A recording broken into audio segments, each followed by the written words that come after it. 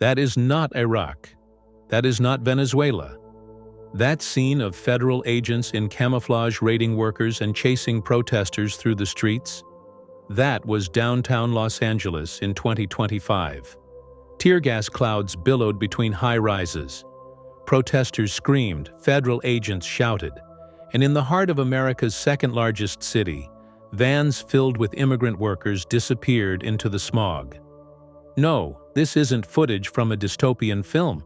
It's not the fall of a faraway regime. It happened in broad daylight, in the United States of America. This wasn't a singular raid. This wasn't even a targeted operation. This was a federal siege, with ICE, DHS, ATF, FBI agents, and even the LAPD involved. A full-fledged military-style crackdown unfolded across Los Angeles. Factories were stormed. Workers were pulled mid-shift.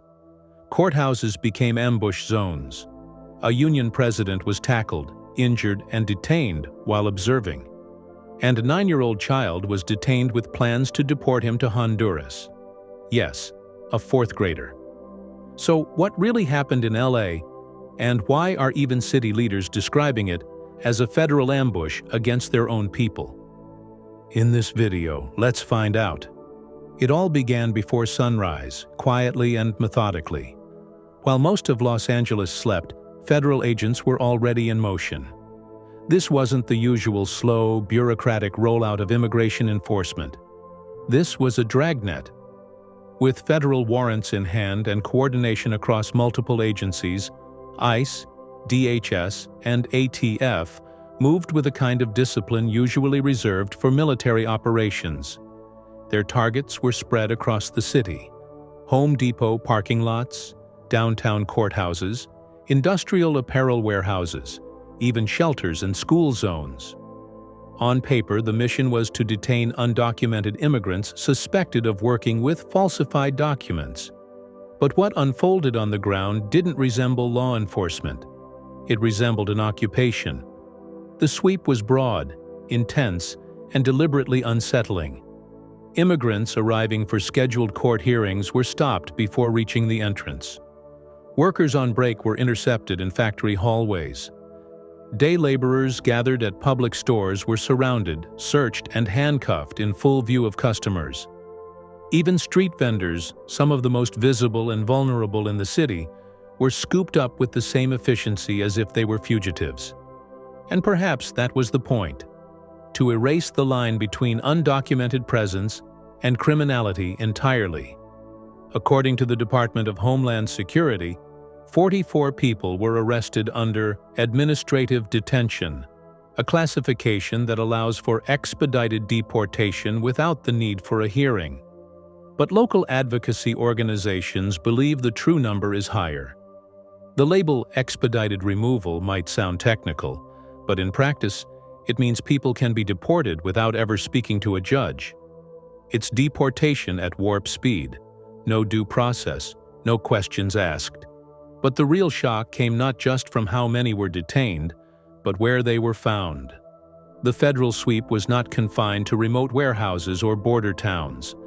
It unfolded at the symbolic and social centers of daily life, embedding a message in every arrest: you are never safe.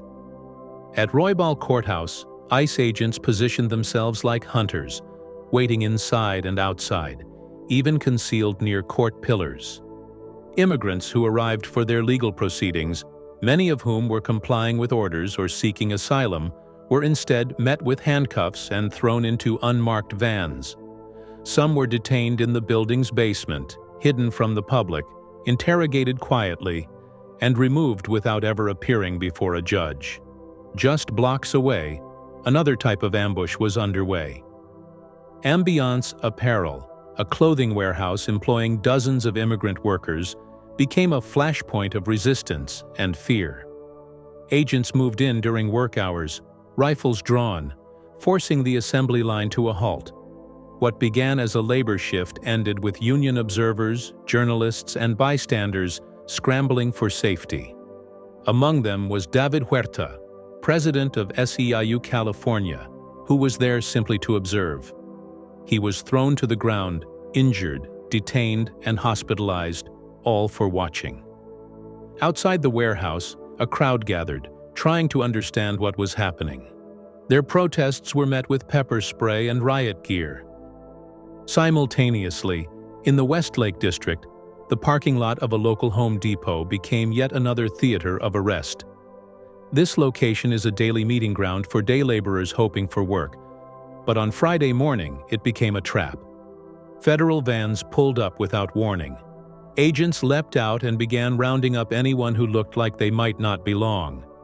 Some ran, some were tackled. Several street vendors in the area, unrelated to the job seekers, were detained during the process. There was no announcement, no indication of who was being targeted. For the people there, it was chaos. For ICE, it was calculated unpredictability. Even Skid Row, a stretch of downtown known for homelessness and chronic poverty, wasn't spared. Witnesses say agents swept through without warrants, intimidating unhoused residents and demanding documentation. For many of these individuals, documentation is simply not something they possess, even if they are legal residents. But the raids were not about confirming identity. They were about asserting dominance in spaces where people already have no control. If ICE can make even Skid Row afraid, it can make the entire city feel small. Then came the case that made national headlines. In the quiet suburb of Torrance, a 9-year-old boy, Martier Garcia Lara, was detained on his way to school. Teachers noticed his sudden absence. Parents at Torrance Elementary began to worry. It wasn't until hours later that it was confirmed. Martier and his father had been taken by federal agents and were being held in a detention facility. No warning, no explanation to the school. Just gone. A child, silenced by a system designed to disappear people quietly. By noon, the city erupted. Downtown streets swelled with people who were angry, afraid, and defiant. Protesters surrounded ICE vehicles, blocking exits, shouting in Spanish and English, holding handmade signs and cell phones capturing everything. When agents tried to force their way through the crowds, scuffles broke out. Some protesters were knocked to the pavement. At least one was nearly run over by a van trying to leave the scene. Tear gas filled the air in parts of the Fashion District. Flashbangs echoed off concrete. It felt less like law enforcement and more like suppression. And then, as tensions reached a boiling point, something unexpected happened. Silence broke from above. Mayor Karen Bass took to the airwaves. Her voice, usually measured and careful, shook with fury. "This is mass chaos," she said. "ICE was literally chasing people down the street." She confirmed what many already suspected. City officials were not informed. Not the mayor, not the LAPD, not the school district. The federal government had conducted a full-scale operation on city turf without notice. That breach wasn't just political. It was deeply personal.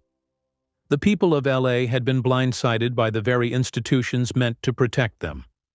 California Governor Gavin Newsom followed, calling the raids reckless, cruel, and a disgraceful throwback to Trump-era policy. He accused federal authorities of using arrest quotas to justify indiscriminate actions, and he wasn't alone. Senator Alex Padilla echoed the sentiment, declaring that fear, not safety, was the real goal. He described the actions as psychological warfare, designed to push immigrant communities into silence. Meanwhile, school officials issued warnings to parents. They instructed children to walk in groups, reassured families that schools remained safe zones, and condemned any ICE activity near campuses. In a city where many children live with the fear of losing a parent to deportation, the trauma was instant. Classrooms emptied. Fear replaced attendance. Teachers scrambled to provide reassurance they could not guarantee. Union groups, too, stood their ground.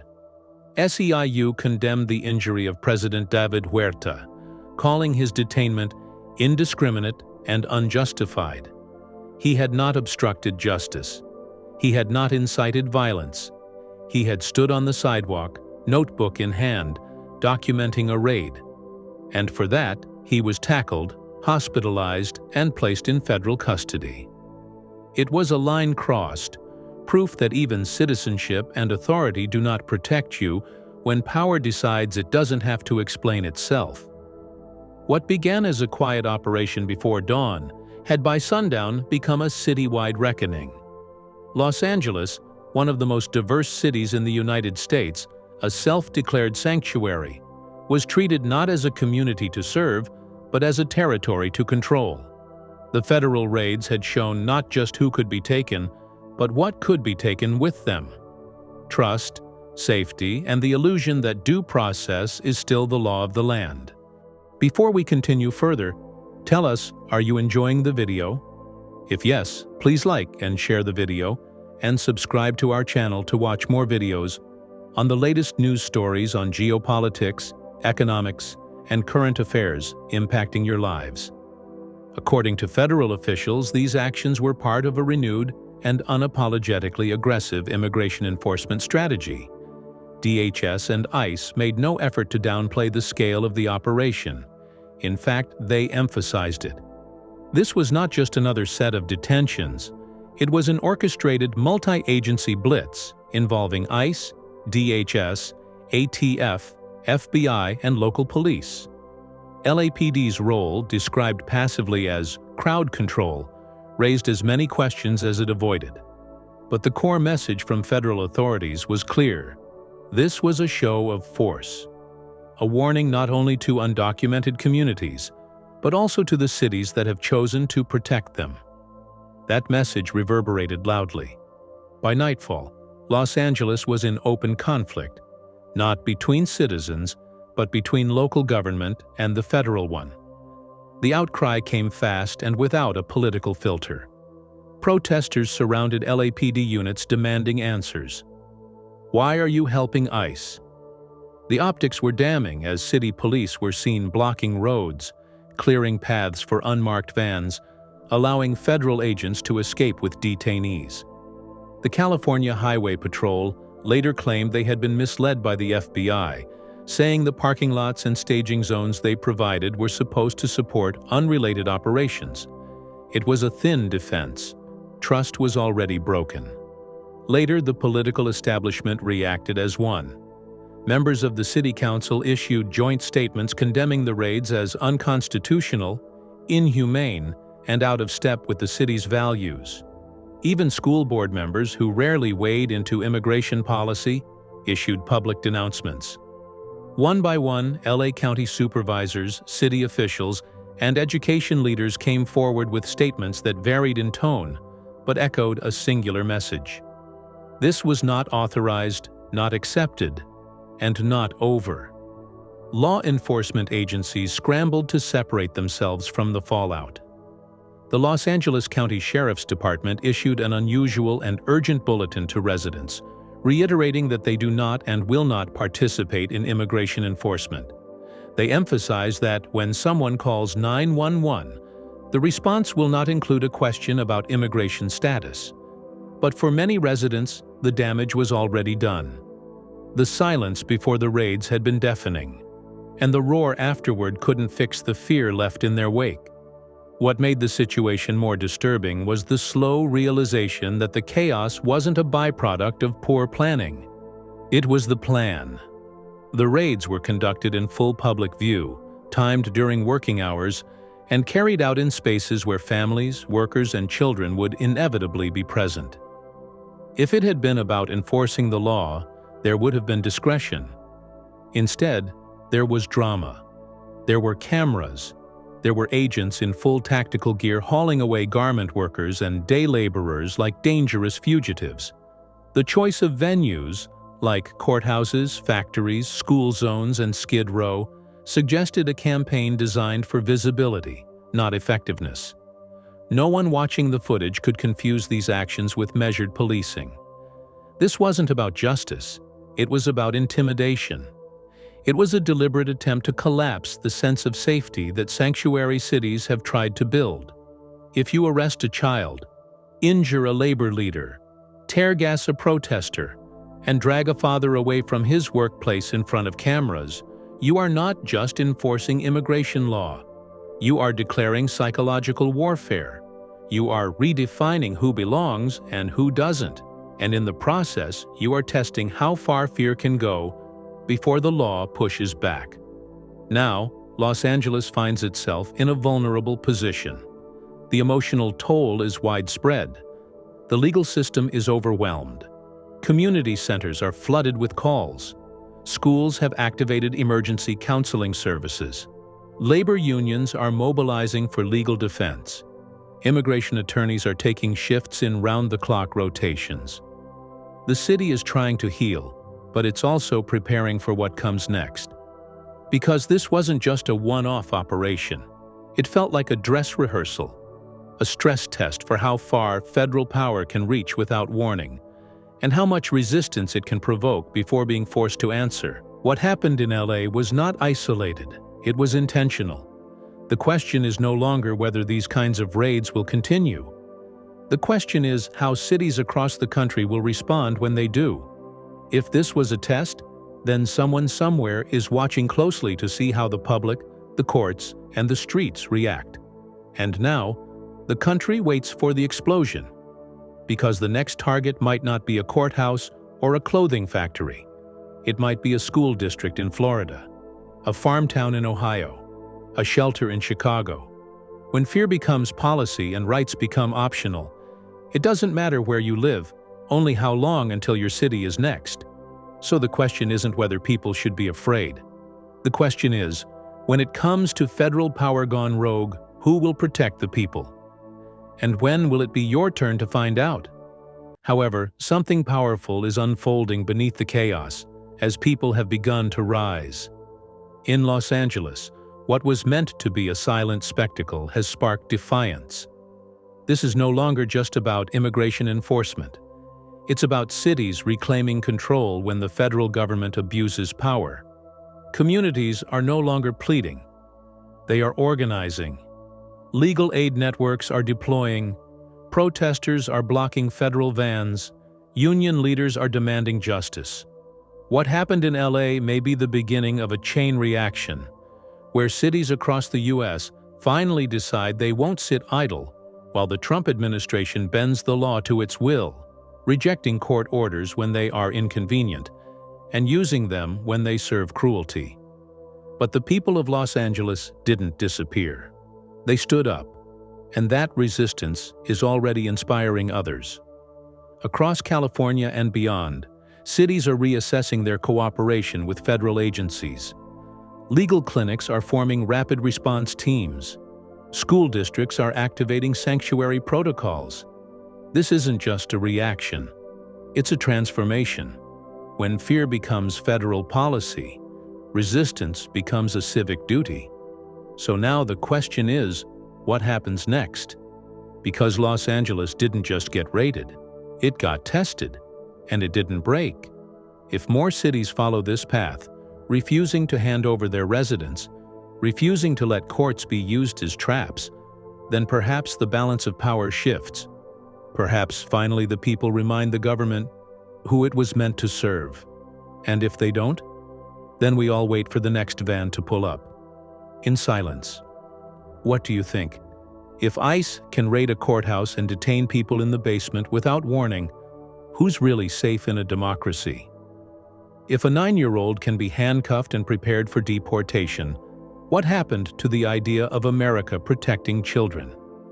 In the comments section below, share your thoughts on whether similar protests can erupt all around the country against immigration raids, and perhaps Trump himself. Do you want to watch more videos like this one? If yes, subscribe to our channel and press the bell icon next to it. We bring the latest news stories on geopolitics, economics, changing world order, and current affairs. Things you need to stay informed.